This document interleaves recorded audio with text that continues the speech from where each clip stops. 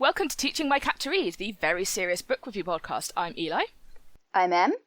And I'm Lottie, and this week we are discussing everything about Sabriel by Garth Nix.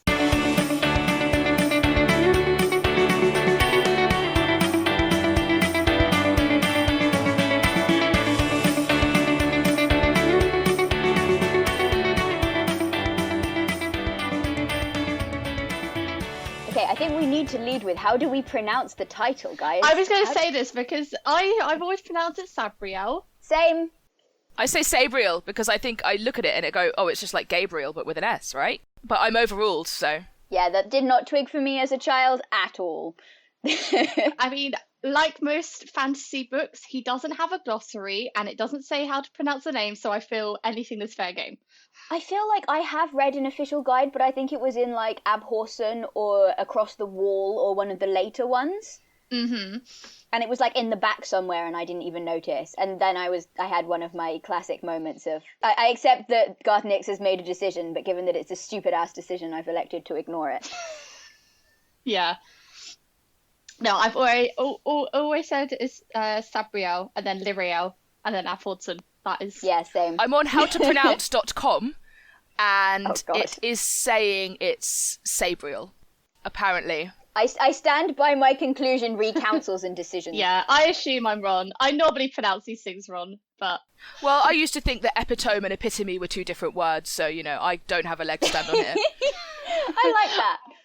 Well, this is like, we're going to have the whole pronouncing Aristotle like Chipotle thingy conversation soon. Like, Aristotle. Maybe it should be Sabriel, like sobriety. Okay, so I had this discussion with some family members about a flower that I think the name is pronounced scabious, right? But it could be scabious, and because I can't decide, It should be scabious. Although that's kind of like scabies. You've got two names that don't really sound, that neither of them sound that appealing. Right, which is why I decided to go for the absolute worst option, which is scabious. Right, we're way off topic now. But I think it's a very valid point about fantasy books in general, that you'll read it and you'll read it and that is the name you the way you pronounce that name forever, regardless of what the series is. And then I've got that with Wheel of Time, go to the glossary and realise I pronounce everybody's name wrong, like completely incorrectly, and I've added in characters and it's just that's their name now. I'm pretty sure I pronounced the name in Wheel of Time like Niveen for years before I even realised it was wrong. Well, it's a problem you have in literature and not in live action because people's names are then spoken out loud. So Also, like fantasy, because people do actually make up the names. It's not like in my childhood when when you can't pronounce Hermione or whatever. It's not a made-up name. There is a real name with an actual pronunciation, regardless of anything that Joke Rowling has ever said ever. Whereas when it's fantasy and it's made-up names, you can just be like, well, yeah, I've told them this. I'm God now. My decision. I was going to say, when did you guys first read this book? Probably when I was in school. Because I was that kid who, didn't have friends, so I spent every break in the library just devouring. Same. Absolutely. And so I think this is one of the books that I read in that time period, because I would definitely remember reading the Weekday series by Garth Nix. Oh, yeah. And so, that was the first time I read it. I've read it, I think, a couple of times since then as an adult. And it really holds up. It's really, it really does. Yeah. Definitely. Like, I remember reading it. I must have been about 10 or 9 when I first read it. And then it just got me hooked on fantasy. And since then, I just love fantasy books. So I feel it's definitely one of the first fantasy books I ever read. That's cool. As a kid. What's so nice is it does hold up. You can read it at 10 and miss out all of the sort of gore bits and go, yay, like badass lady on a fantasy adventure. And then read it at 26 and go, oh, hang on a minute. There's actually quite a lot of gore in this, but I clearly just skimmed over that when I was 10. Yeah, same. Yeah, I mean, it's not part of the first book, but it is at the end of the trilogy. There's an antagonist, there's a sort of greater scope antagonist, and one of his forms is 2 hemispheres of metal that makes you feel really, really sick to be near it, and when they're brought together, there's a massive explosion. It's like, completely went over my head as a child. Obviously, that's a nuclear, like, that's a bomb reference, right? That's, radioactive material. Okay, that had gone over my head until you said it. Well, yeah, I mean, and I was reading the TV tropes page for this book, or for the series rather, the other night, and I just went, yeah, no, that that tracks. That tracks, yeah.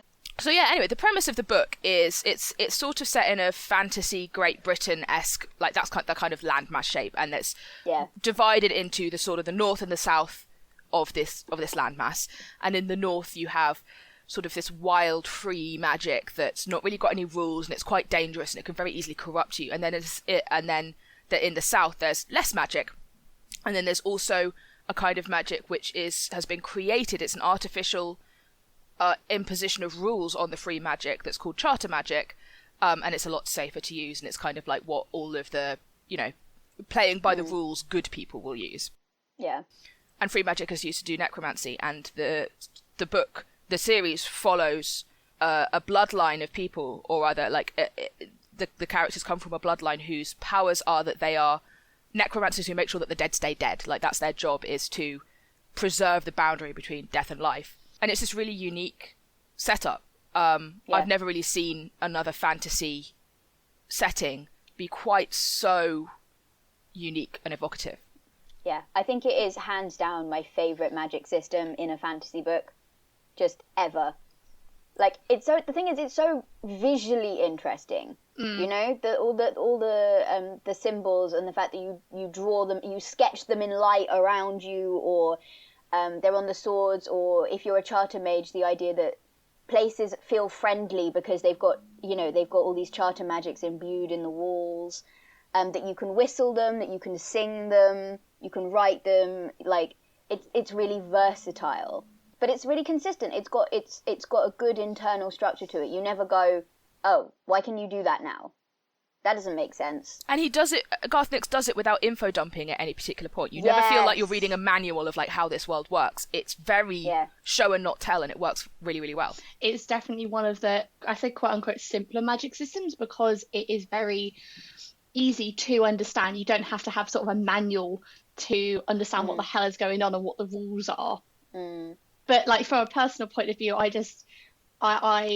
do love when a fantasy book does deeper dives and it talks into other languages. So, for example, sometimes when she says, oh, she said some charter words, I would have liked to know what those words were. But again, it's a young adult book. It's not high fantasy. So you got to give it some credit where credit's due.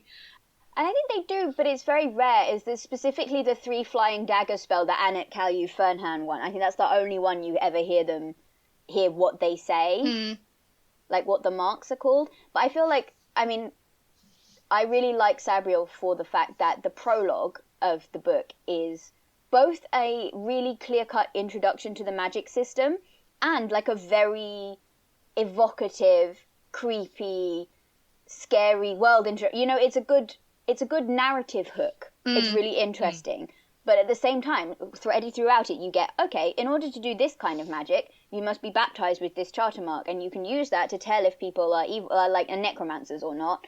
Here's death. Death is important here. We're going to introduce death. We're going to introduce an abhorsen. We're going to introduce a necromancer, and all of it's done.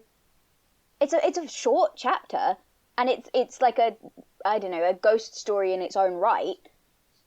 But at the same time, yeah, you know almost everything that you need to know about magic and necromancy and the sort of the basic conflict that's going to explode later. It's all in that first chapter. Like the concept of the space of death that's in this. Oh, I love that. I love it so much. Yeah, because like it's 9. It's 9 precincts, and there's a river running through them, and each of them has their own sort of character. So, like, there's one where I think it's a 3rd precinct where everyone who's trying to cross it has to go at, like, a dead run because every now and then there are massive, massive waves that come and just sweep everything away. Yeah. And if you want to avoid that, you have to get across as fast as possible and get to the next gate. Yeah. And it's kind of like, it's sort of her sort of learning this responsibility. She hasn't been taught because she's been put away in south of the wall in Ancestral. I can't pronounce it. I'm sorry, everyone. Ancelstier. Yep, that's the one. Or Ancelstier, if you want to go with the whole. Well, no, not even just harking back to the pronunciation thing, but because it's a calque of England. Yeah. Like Angle's place. Yeah. Like Ancelstier. But I like Ancelstier. I think it sounds prettier. I mean, from a medievalist perspective, my instinct is that C would not be hard. But like, I'm not an Old English philologist by specialization, so I can't. Yeah, but I would. My instinct would be that that's a soft sound, regardless of possibly just because, again, aesthetically, it sounds better. Yeah. But it's kind of weird. She sort of. Yes. Sorry. It's Anyway. basically she has to. Well, what I also like. I am happy that the fact that she is 18. I know that sounds naff, but when you reread young adult fiction and it's a 12-year-old, or like, when for example, with Harry Potter, he's 11. I'm like, would you, when you're rereading these books as an adult and you're going, you're too young, why are you going out?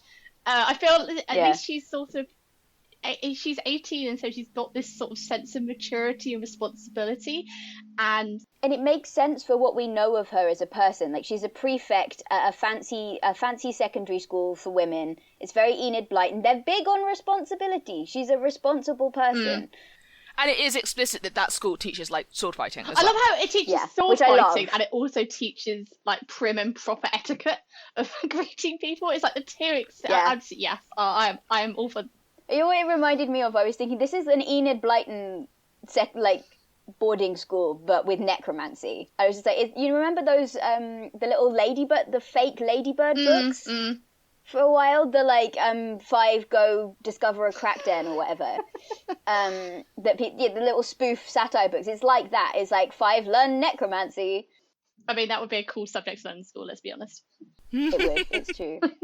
I guess the other thing I like about Sabriel's introduction, and I'm going to keep pronouncing it that way, I'm sorry, is the fact that the very first thing we see her do with necromancy is rescue somebody's pet rabbit.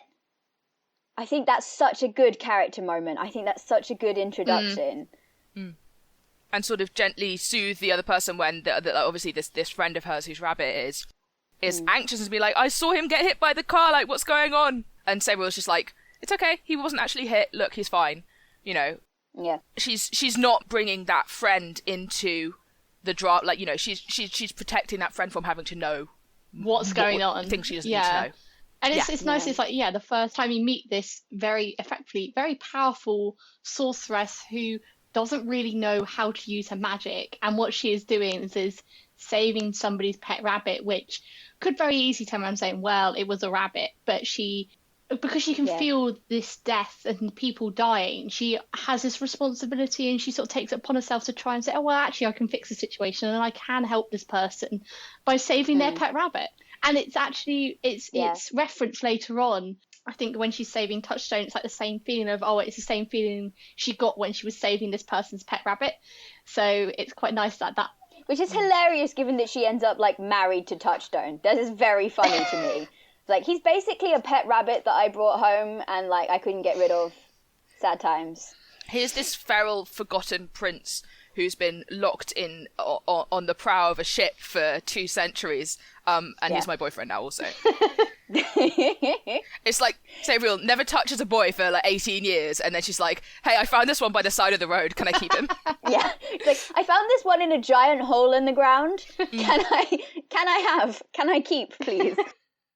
I was going to say, going back to the rabbit thing, the other thing I like about, you were saying that somebody could have just gone, oh, it's a rabbit, and not bothered. And one of the things I really like about her is that she doesn't shirk, She could easily, and we see in later books, protagonists that are going, you know what, actually, I'm not equipped. I don't want to do this. I'm going to try and get out of it. And you never, ever once see her try and get out of it, Like, you could argue that the way that it starts with her, she saves the rabbit.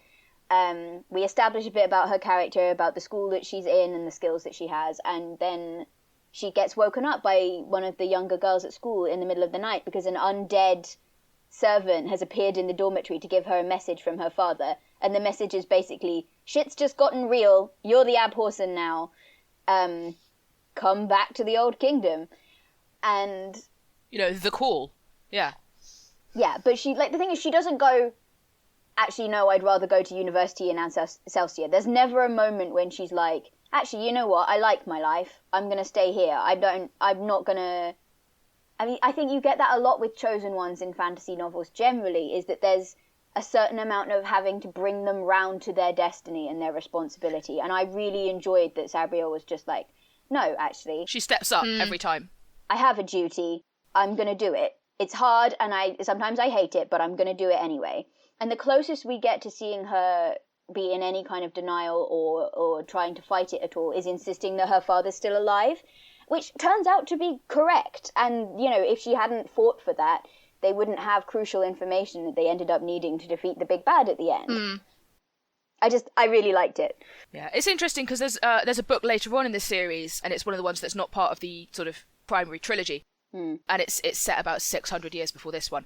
But in that book, you see a princess who doesn't want to be queen, and she actually disappears. She, like, runs away.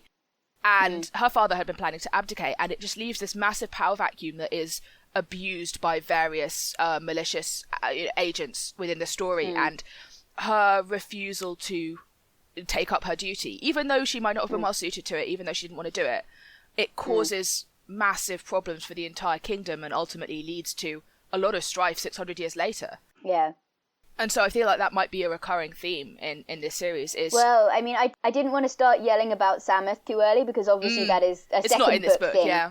But the contrast between Sabriel and her son later, that he's just, I mean, to be fair, he's in a different position, but like he's just immediately like, the obvious thing to do with all of my problems is to run away, and he doesn't even think it through. This is the other thing. I really appreciated how competent Sabriel was without being OP, right? Like, we have established that she's been to a school where she's learnt to fight and she's learnt magic, and we know how much her dad has taught her about necromancy. We know all of that to start. And she goes in and she's just extremely competent. She makes a few mistakes that are like, I am an inexperienced teenager mistakes. Like, she tries to play a prank on the border crossing guard and almost gets herself killed. Or, you know, sometimes her manners are a bit schoolgirlish and she feels embarrassed by it. But none of it undermines her character. None of it undermines that sense of, this is a competent person who has been put in a difficult situation earlier than she was expecting to, but she's still going to do it. And it never feels frustrating to observe as a reader. No, you're never like, oh, for fuck's sake, stop whining and just get on with it. Or like, you know, in rom-coms where the miscommunication is the entire, you know, problem that they have to deal with, and you're just sitting there being like, just talk to each other. You never have that kind of frustration, but she still feels like a very real character. I was going to say, it's a lovely moment when they're going on a boat to this island where the villagers have fled to get away from the dead on the mainland, and Touchstone interrupts and sort of talks over her, and then after that turns around and effectively apologizes and says, oh, the reason I had to do it was I didn't mean to talk over you. It was more of I'm just going to sort out this sort of social situation because you're just going to you're going to put your foot in it if you start talking. And she's also very accepting of that information. She's going, oh, I don't know everything, and I'm willing. And the fact that, you know, when she first goes to Abhorsen's house and she gets books out and reads them, she's not just running around going, I am the Abhorsen, I know what I'm doing. She's going, no, I'm going to read the sorting book. Like, yeah, I think there's actually a moment where she literally says, pride in your knowledge will kill you because you'll forget, you won't know what you're ignorant about. She actually like sits down and states it as a thesis to herself that, you know, being afraid is a good teacher because you have to know that you don't know stuff. You have to be prepared to like accept that you don't have all the skills and you don't know everything, and that will get you killed unless you're prepared to like either work around it or fix it. And I don't know about you guys, but I personally, I remember when I read this when I was very little, I loved the paper wing. I don't know why. I just loved the concept of the paper wing. Yes. I made a little one out of Lego. Oh, that's adorable. Me and my siblings would have a little Lego setup, and we'd have Sabriel and Liriel going on adventures with papering in Lego. I know, high life. Nice. I think it represents like freedom. It's just like, oh, it's just this little airplane that you can just it's not use. An airplane. It's a living thing. And also that it's alive. She sends it off, and it's sort of this companion of a sense. And I also love the hat when she first goes there, and I can't think of the sendings or hands. I get the two confused. Yes, Sendings. Yeah. There we go, that's the one. And they're all trying to like help her, and she sort of has to begrudgingly go along with it because they've done these services for so long. They don't understand. I can brush my own hair. Yeah. So Yeah, I love the entities of charter magic. You know, I love that that sense that there are beings made from the charter that are sentient, or that the charter in some way is alive. I really, really like that. They remind me of golems, actually. yeah. Now that I think about it. Yeah. Ooh, interesting. Just sort of like, here is a thing that is, it's not quite a person, but it is alive and it's been given a task. Mm. Yeah. And yeah, And it's largely, we mainly see them being used for protection, right? We see them being used for service and protection. It's very rarely, like, you don't see Sendings go on a rampage. That's not really what. Mhm. Yeah. Although I think in Lyriel it does mention that they can go a bit crazy if they're very old and they've been left to their own devices for a long time. But that's a different thing, I think. yeah. Yeah, just another example of just how much I love the magic in this world. Like, On that note, what's your favourite bell? If you have to have a favourite bell.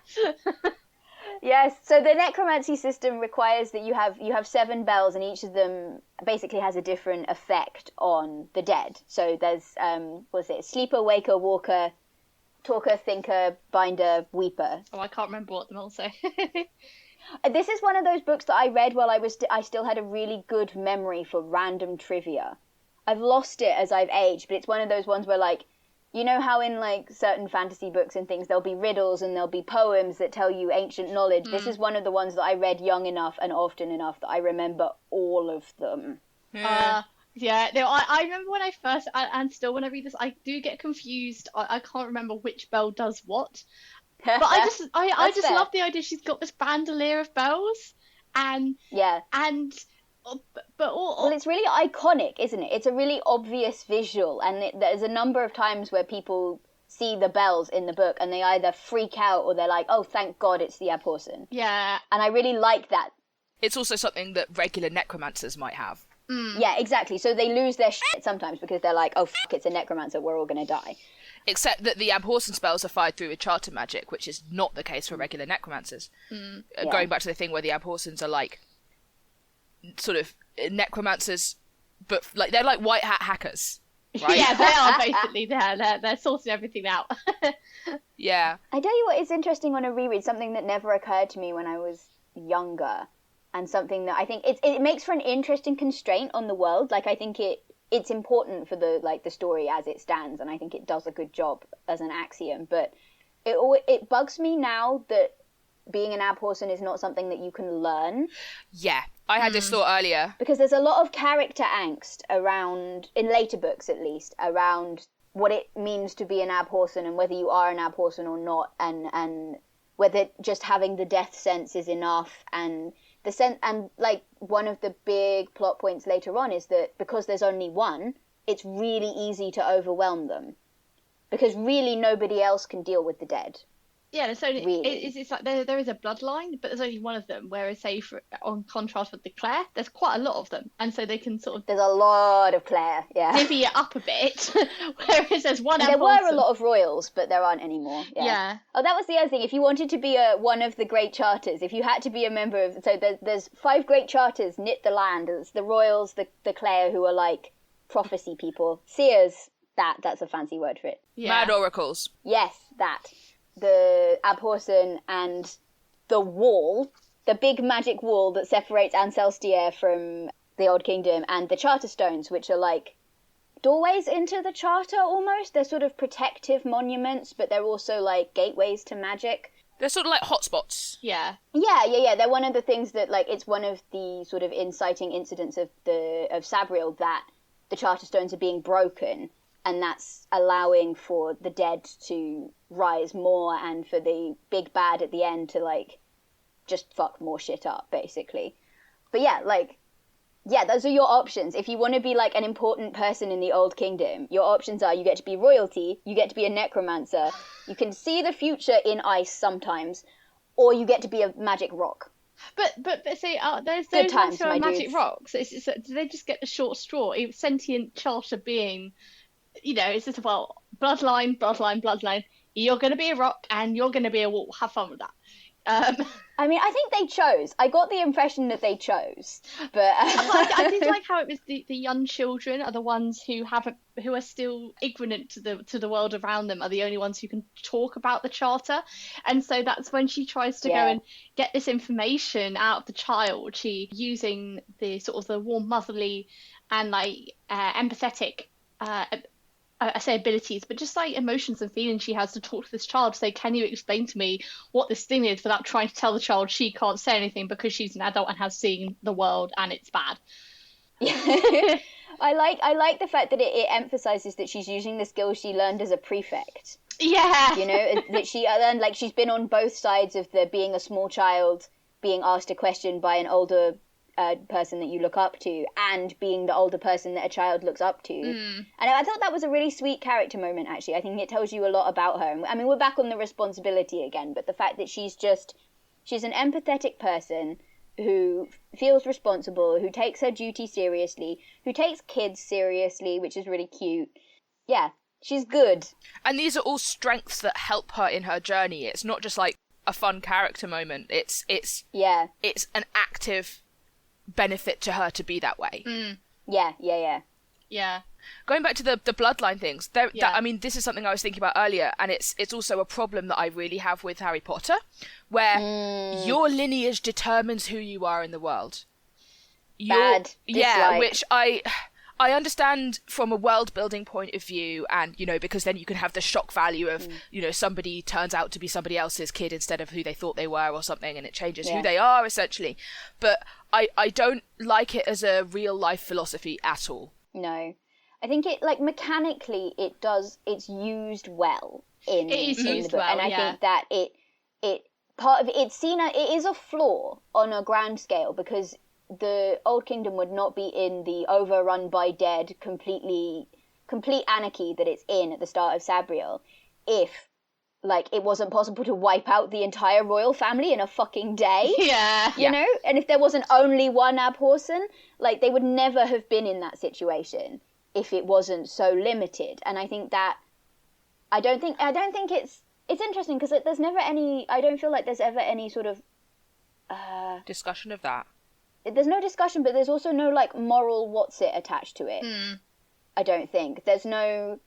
I mean, the author never tells you whether he thinks it's a good or a bad thing that it's only bloodlines that can do this, right? It's just a fact of the world that we're in, and people interact with it in different ways, because I think the second book, for example, is really, really heavy on the idea that the bloodlines is a curse, almost. Like, Lyriel, it almost ruins her life, thinking that she's a Claire, but she doesn't have the sight, that she can't see the future. It almost destroys her on multiple occasions, and it's partly why Samuth acts in the way that he does, where he's so irresponsible and doesn't think things through and shirks his duty, essentially, because everybody's telling him bloodline is destiny. You're the only one of us that can be the Abhorsen, and in the end, it's not true. No, he's a wall maker, but it still is somebody. It still is a bloodline. It's not a randomer that ends up being the Abhorsen. It turns out there was another, as opposed to rejecting that concept of the bloodline determining who you are. Wholesale, it just sidesteps it. Yeah, no, that's true. I think mechanically it's used well. I think on a character level, the individual characters struggle with it in a way that I think feels interesting and realistic. But yeah, I agree with you. I think overall as a philosophy, I'm not super keen on it. I think if you go and look at, I'm just thinking high fantasy books I've read, Brandon Sanderson's Way of Kings being one. In those stories, he has a magic system which is very, very well thought out, and he does actually have a podcast of explaining how, like, fantasy magic systems work, which is quite interesting. But he says his system has rules, and you can't break those rules. But it is very complicated, and it takes a big book to explain what the hell is going on. And so I think for this as a young adult fiction, you can't have that added layer of complexity of going, oh well. In, say, Brandon Sanderson's books, the one of the magic systems with Spren, it is chosen by your ability to uphold particular, like, feelings and particular, like, moral standards. And so if you uphold moral standards, say you're very protective and you're defending those who cannot defend themselves, you're one type of magic system. and you have a spren that gives you one set of magic, and if you're a mediator, if you're trying to understand different sides of point of view, you get another magic system if you have that spren. And so it sort of adds this layer of complexity, which is quite nice, because it doesn't affect you through a bloodline per se. It's about your personality. But it's complicated. It's complicated. I mean, each of the books is over 1,000 pages long.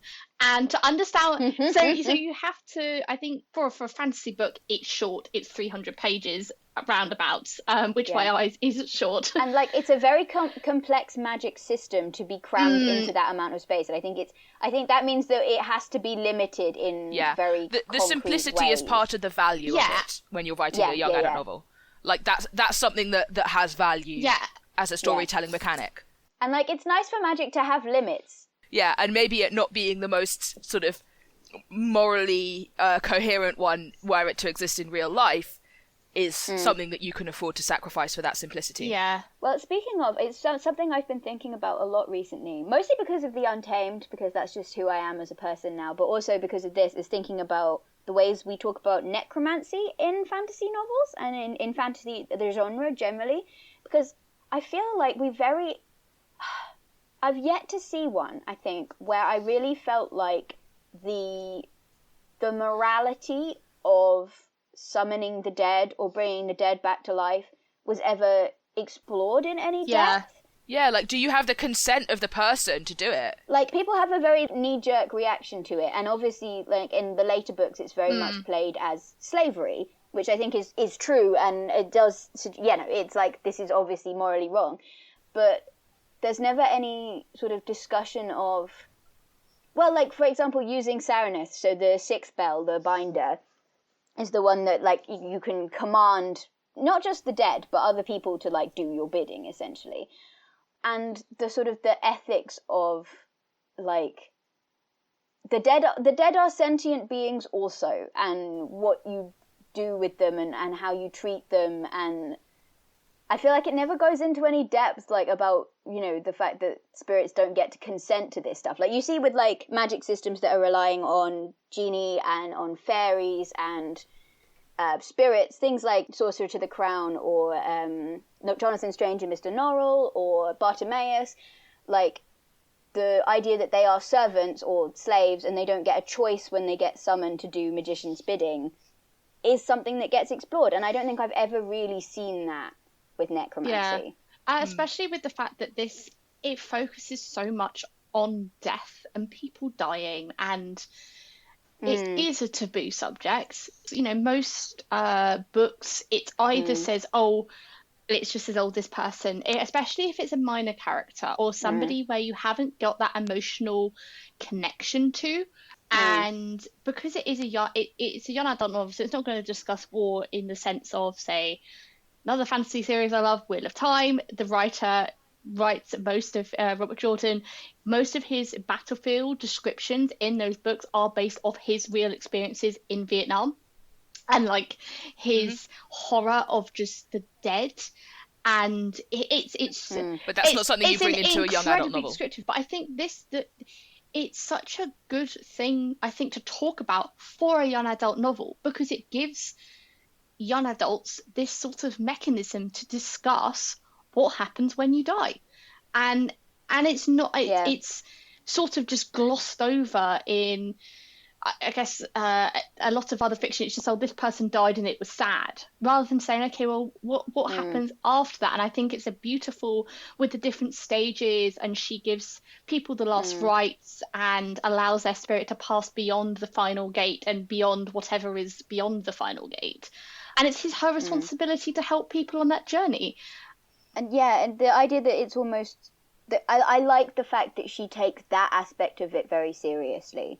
I like that she's very, like, it's important to give people the last rites when you can, and it's important to respect what they died for, and it's important to understand that everything has its time and everything dies. I really like how it walks the line between, like, pragmatism, but also,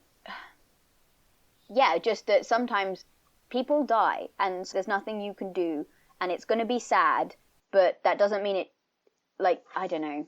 I don't know. It's not very rage against the dying of the light. It's very like, sometimes you just have to accept this. It doesn't mean there's nothing you can take away from it, you know, like, yeah, respecting why they died, and, you know, maybe you take up their mantle or something. But yeah, I like the idea that the Abhorsen's role is essentially as a protector of that natural order. Yeah. And I think for a young adult novel, I mean, it's, I guess some people could say the fact that she is effectively a white hat necromancer and dealing with people going through this journey. I mean, it's quite dark. Bearing in mind, I mean, I'm thinking, how the hell did I read this when I was 10? Like, it's dark. It is dark, but in the sense of topic matter, not on sort of story, if that makes sense. It's not a grim, dark story. Yeah, it's not Game of Thrones, is it? It's dealing with, like, lots of people dying, lots of people being killed for really horrible reasons, lots of people suffering, but it's not like, hey, we're going to sit in... Everything is grim and gritty and awful. All people are awful always. Yeah, the narrative is hopeful. The narrative is like, it's worth fighting. And, you know, these things are awful and they are a part of life, but that doesn't mean that that doesn't discredit the goodness of everything else and the role that you have to play in the world, which I think is the difference between that and, say, you know, it would have been very easy for this to be a grim, dark piece of media. Yeah, and it's really not. Yeah, the narrative is hopeful. And it's kind of also hopeful to say Touchstone's quote-unquote redemption arc, if you can call it that. You know, he effectively was one of the reasons why the royal bloodline died, because he trusted his friend, and he takes that blame on himself, and through the book he kind of realizes it's not his fault because he was misled, and now he can right the wrongs he had done 200 years ago. And I just love the bit when she goes back to her old school. I just remember reading this the first time. I just thought it was so badass. She just rocks up with all her friends, and I just imagine them in a private school blazer kilt uniform, you know, like standard private school uniform, and she just rocks up in these leather trousers and a deerskin hide jacket with some bells and a sword, and says, hi, can we just borrow all the people who do some magic, and also the army's taken over, and also we've got some dead guy coming to cause some mayhem in about 20 minutes, so if you could just, you know, go hide in the tower, please. And it's just, I just have this... I particularly enjoyed her shutting up her head teacher, because have we not all dreamt of that? Yeah. Is that not what any of us would use our magic for, given the opportunity? It's just like, do you want to have an argument? No, please leave. And the fact that all of the, you know, those young women stepped up to help with delivering enough charter magic to be able to overcome... Yeah. I'm going to say his name wrong. Gregory or Craig... Carrigal. There we go. Gregory. Craig. Just call him Gregory now. It's fine. Yes, we're going to call him that from now on. Gregory. Just rewrite it as a fan fiction. Just call Carrigal Gregory the whole way through. Just change nothing. No, not Gregory. Gregory, like Craig. It's very important, yeah. Sorry, dyslexic like brain. Yeah. But yeah, the big bad dude. Worth noting that, like, you know, that sort of triumphant battle, or that, like, very dramatic scene, one of her best friends dies. Yeah. That she ends up naming her daughter after that best friend. And it's sort of showing that even in this sort of, narratively, this is a sort of a high point, essentially, there's still loss. And it's really personal to the main character. There's a lot of really emotive moments in that last battle that I felt like really stopped it from being... I mean, I don't think it would have been action fatiguey anyway, because Garth Nix is too good a writer to like, put us in that position. But it stopped it getting trite. It does stop it getting trite. So you have the balance between this like utter chaos and the hopelessness. And then I think there's a moment where Sabriel's about to die in the last battle, and one of the schoolgirls who's dying on the floor next to her, just reaches out and brushes her ankle and gives her like just one more bit of charter magic to help her. And it's enough. It's what it changes the whole game. Just one person reaching out as they die to help somebody else, and I thought that was really powerful. Yeah. I really, really liked that. No, it's. And I think that's the kind of stuff that makes me cry. Right? Yeah. Is that even if you're dying, even if there's no hope for you personally, you're part of something greater. You can still make a difference, and you can still do the right thing, and it will still matter. Mm-hmm. And it's, you know, I really, really like that. And it also, I think, reminds that. And again, this is very similar to other fantasy books I read, and it's one of the reasons I do enjoy reading fantasy, in the sense of it's not. Or the fantasy I enjoy is when the quote unquote savior or hero is not, just because they're friends of this person doesn't mean that they can't not die. You not say, oh, well, say, for example, if you're watching a James Bond film and James Bond's in peril, you're thinking, he's probably not going to die because he's the main character. So that sort of... There's no plot armor. You're thinking, well, why is he in this peril anyway? And it's this, and Wheel of Time and Way of Kings and all these books that I do enjoy, is thinking you have an emotional attachment to these characters, but you know that they might not survive, and that makes it more human. Yeah. And especially her. I tell you what, I really enjoyed an example of this in this one is Colonel Horace. Yes. Actually. Like, I really liked him as a character. Like, he's only appears in it twice, I think. So when Sabriel crosses the wall the first time, they have a conversation about the fact that the Abhorsen being dead means that the protections he's put on the wall to stop the dead from rising are going to break. And saying that what she has to do. And he's really sweet to her. He's very, like, I do feel protective. I have a daughter your age, but I respect... He's very respectful. He's like, I know I don't understand your job. You are the person who's best equipped to deal with this problem. I'll do everything I can to, like, speed you on your journey. I really enjoyed that interaction just generally as, like, an old army dude being like, yes, this 17-year-old girl is responsible. It is her duty. I'm going to help her as much as I can, but I'm not going to patronize her, and I'm not going to get in her way. I really like that. Anyway, yeah, but, like, when they come back across the wall, he's the person that goes with them to kind of deal with the... So, yeah, the... Spoiler... The big bad guy's body is on the other side of the wall, and it's the thing that's stopping him from being able to die, basically. So they have to go and destroy that before they can kill him. And so they go back across the wall, and Colonel Horace comes with them, and he sees... It's something that... And I like how that's another, like, sort of very throwaway bit of world building that still comes to be very emotive, is that charter mages can sometimes see their own death. Yeah. Or they can see an omen that they know means when they see that in real life, they're going to die soon. And Colonel Horace has that moment as they're, like, driving into Ancelsier, and he still goes. You know, it's this really poignant moment because Sabriel's really upset, and Touchstone is really upset, even though this is, like, the first time he's met him. And Colonel Horace is just going, nope, it's my time. I couldn't do anything else, you know? Like, I couldn't make a different choice. The person that I am couldn't say, actually, you know what, I'm going to stay at the wall today. Well, and it's, again, that stepping up to do your duty. Even though you might not make it. Yeah. Also, it's occurred to me that I mentioned last time, this is the first book we've read that has an actual cat in it, and yet we haven't talked about Mogget at all. It's a good point. Yes, there is an ancient eldritch creature that is in the form of a cat, and mostly sort of provides snark and companionship, which is basically the function of a cat in anyone else's life. Yeah, definitely. Yep. Mogget's great. I just exist to drag the Abhorsens and eat fish, and I've just finished my fish. Yeah, basically. I do love how, even though he is a creature of free magic, and he's bound by his collar, effectively, and he is sentient, it's just, there's this off senses of Mogget went off to go and chase some butterflies, or something like that, and it's just... Yeah. Or, you know... Mogget finds some catnip in the giant hole in the ground filled with dead bodies, and it's just like, what if I got super high right now? You know, what if I just dug my claws into my human? You know, just... Yeah. Well, there's a moment at Abhorsen's house where he, like, jumps out of the way of splashing bathwater, and it's very, like... Oh, yeah, he might be an eldritch being of unknowable power, but currently he's a cat, and cats hate water, you know? Yep. Which, interestingly, something I didn't notice as a kid, but, like, that's something of foreshadowing, I think, to the reason that Mogget makes the choice he does in the last book, is that, and it's something that gets established throughout Sabriel, is he likes being a cat in a world that's good for cats, right? He likes the physicality of it. He likes the eating fish. He likes sleeping all the time. He likes being able to stab people with his feet. And, like, I think all of that really... I mean, he says as much in the last book that that's why he makes the choice he makes. But I didn't realise when I was younger that was established so early on as a character beat. I think there's a bit also, and I don't know which book it's in because I read it on the TV Tropes page, where it's talked about that his, you know, this eldritch being used to regularly take the form of a very big cat.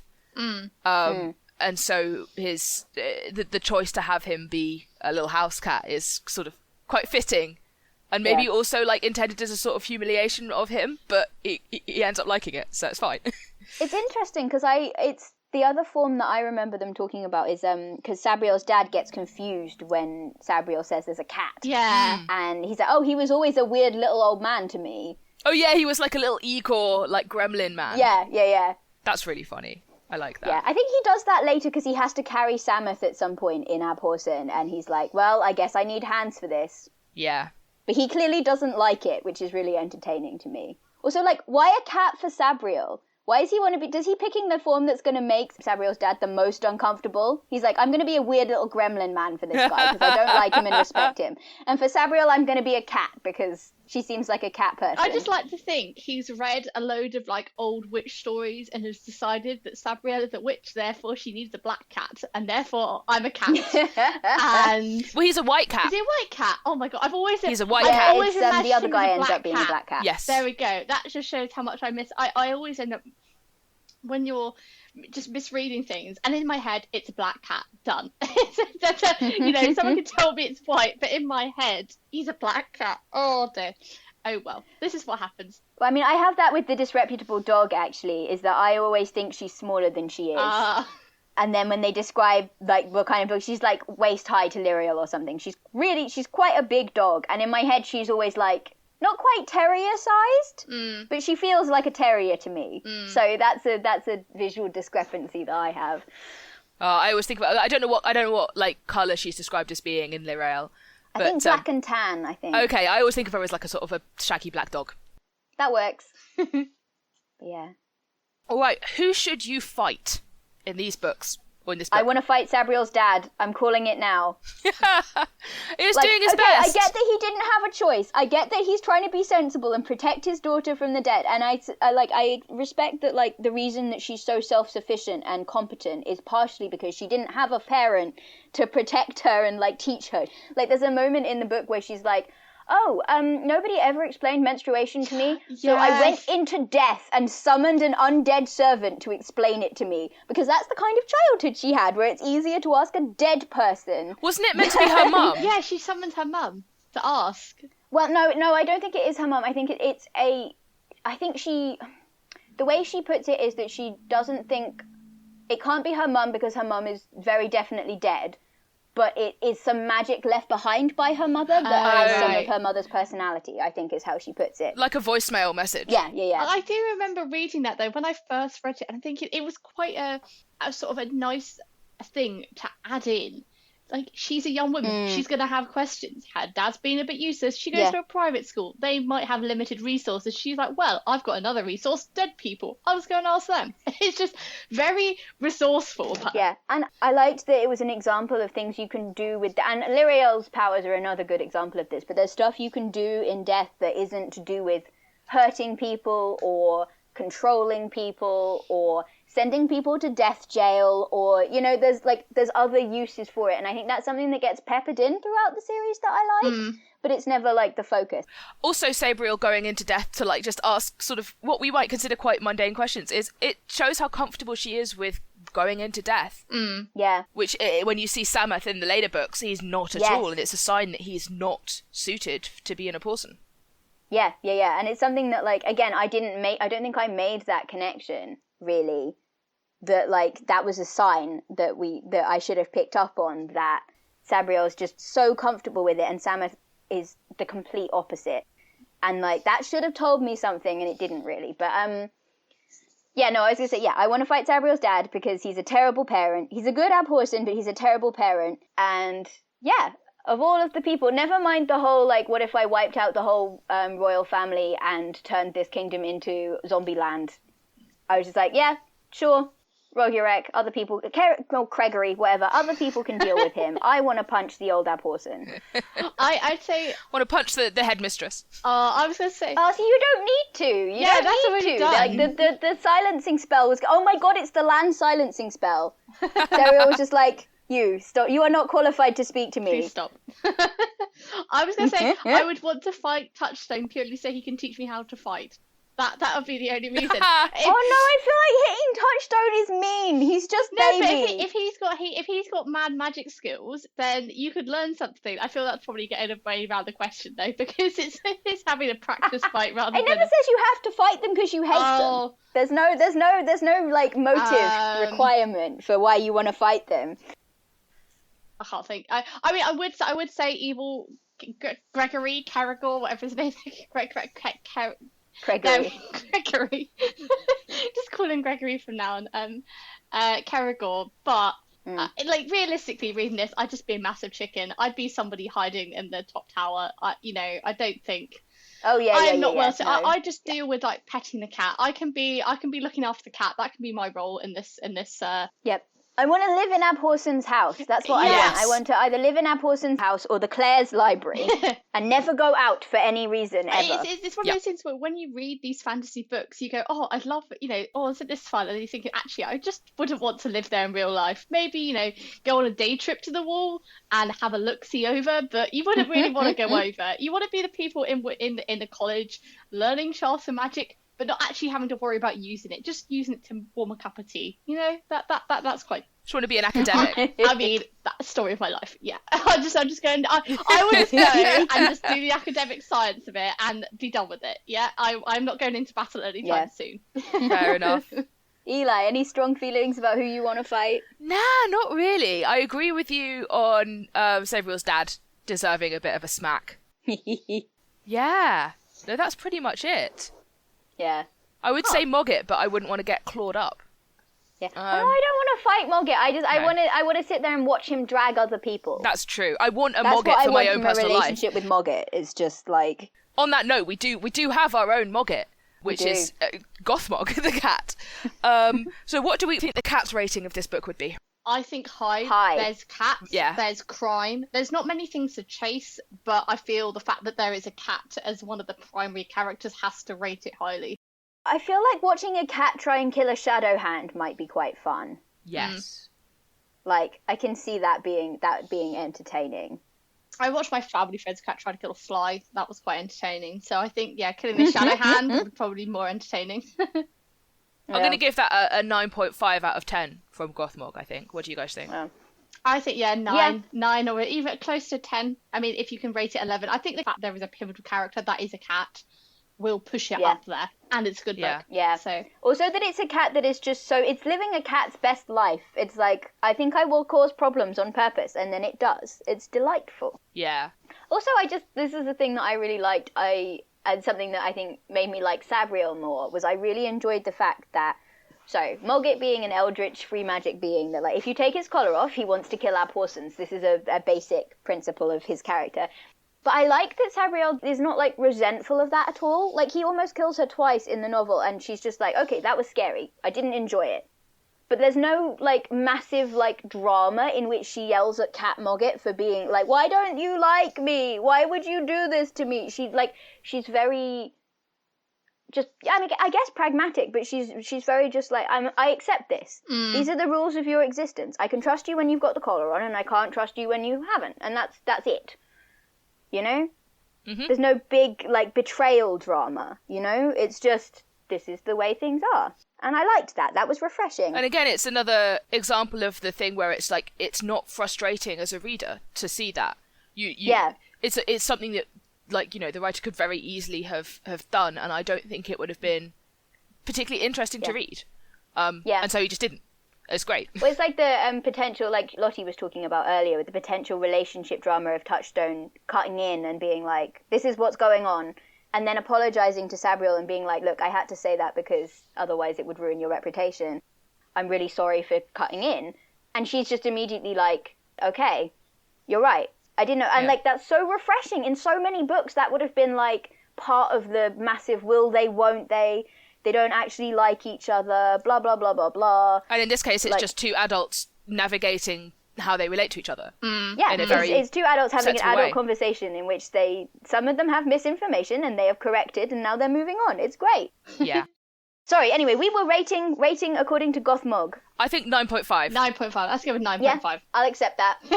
I'm holding out for a book where, like, it's about a cat. Do we have any on the docket that are about cats? We can certainly have a think. We can add some. On that note, next time we will be talking about Dracula, Bram Stoker's Dracula. Mm-hmm.